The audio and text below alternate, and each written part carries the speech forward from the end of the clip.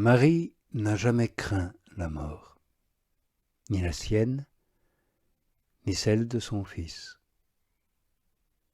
puisque ce passage va la mettre en possession du bonheur parfait.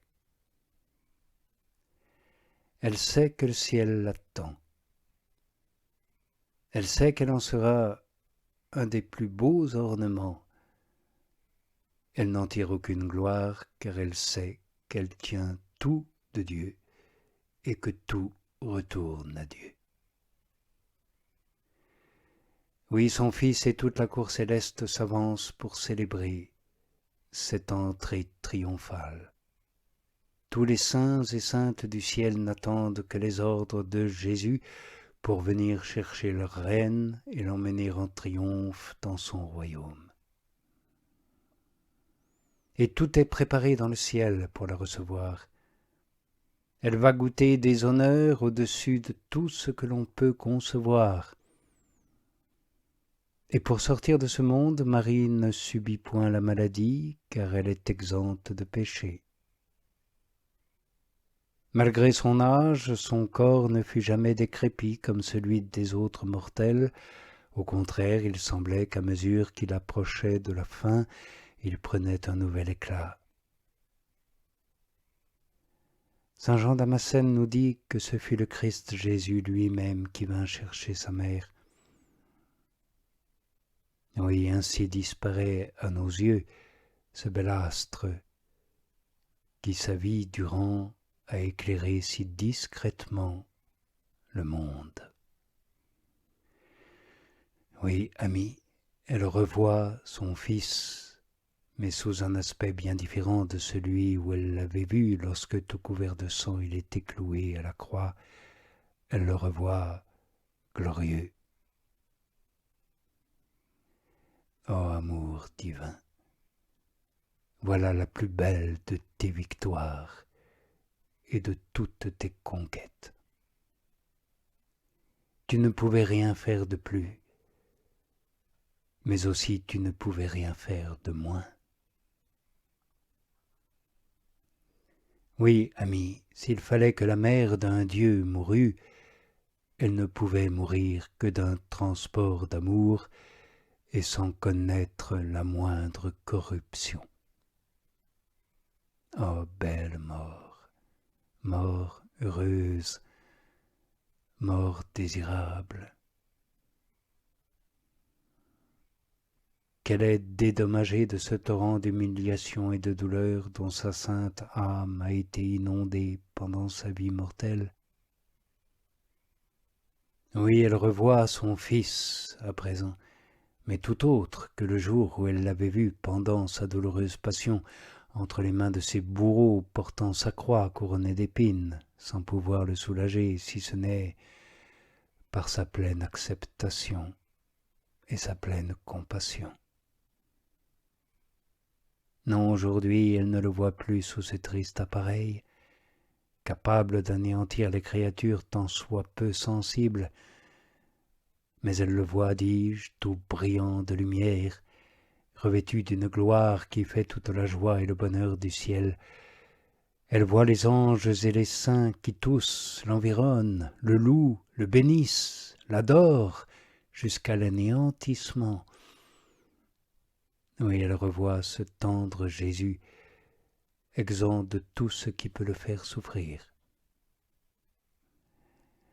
Ah, qui de nous ne voudrait pas se laisser convertir pour aller rejoindre la mère d'un tel fils et le fils d'une telle mère dans ce lieu de délices? Quelques moments de combat, quelques moments de souffrance, et tout cela sera grandement récompensé.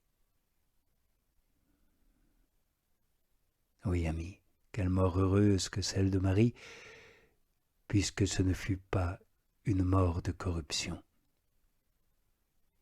Et Marie ne craint rien, parce qu'elle a toujours aimé son Dieu. Elle ne regrette rien, parce qu'elle n'a jamais rien possédé que son Dieu. Voulons-nous donc mourir sans crainte? Vivons comme Marie, dans l'innocence et l'humilité d'une vie toute cachée en Dieu. Fuyons le monde, fuyons les occasions de péché qui font tout notre malheur pour le temps et pour l'éternité. Si nous avons été assez malheureux pour commettre le péché, à l'exemple de saint Pierre, pleurons jusqu'à notre mort s'il le faut, et que nos regrets ne finissent qu'avec la vie. Et à l'exemple du saint roi David, descendons dans le tombeau en versant des larmes. Lavons nos âmes dans l'amertume de notre regret, de notre repentir. Voulons-nous, comme Marie, mourir sans chagrin? Vivons comme elle, sans nous attacher outre mesure aux choses créées. Faisons comme elle, n'aimons que Dieu seul, ne désirons que Dieu seul, ne cherchons qu'à plaire à Dieu seul dans tout ce que nous faisons. Heureux le chrétien qui ainsi ne quitte rien pour trouver tout.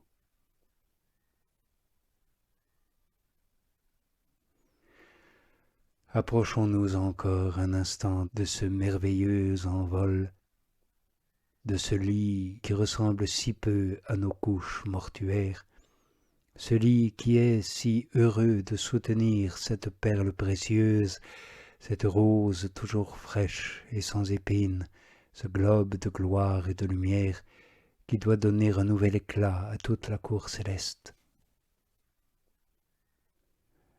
Les anges, dit-on, entonnèrent un cantique d'allégresse dans l'humble demeure où était le saint corps, cette demeure remplie d'une odeur si agréable qu'il semblait que toutes les douceurs du ciel y fussent descendues. Allons, amis, accompagnons du moins en esprit ce convoi sacré. Suivons ce tabernacle où le Père avait renfermé tous ses trésors et qui va être caché pour quelque temps à nos yeux, comme l'a été le corps de son divin Fils. La douleur et les gémissements rendirent silencieux les apôtres et tous les fidèles venus en foule pour voir encore une fois la mère de leur Rédempteur. Mais étant revenus à eux-mêmes, ils commencèrent tous à chanter des hymnes et des cantiques pour honorer le Fils et la mère. Une partie des anges monta au ciel pour conduire en triomphe cette âme sans égale, l'autre resta sur la terre pour soutenir les âmes qui avaient encore à souffrir. Je vous le demande, amis, qui serait capable de nous faire la peinture d'un si beau spectacle? D'un côté, l'on entendait les esprits bienheureux employer toute leur industrie céleste pour témoigner la grande joie qu'ils avaient de la gloire de leur reine. De l'autre, on voyait les apôtres et un grand nombre de fidèles élever aussi leur voix pour seconder l'harmonie de ces chantres célestes. Dans ce moment, il n'y eut pas un malade qui ne reçut sa guérison. Il n'y eut pas une personne dans Jérusalem qui ne demanda quelque grâce au Seigneur par la médiation de Marie et qui ne l'obtint.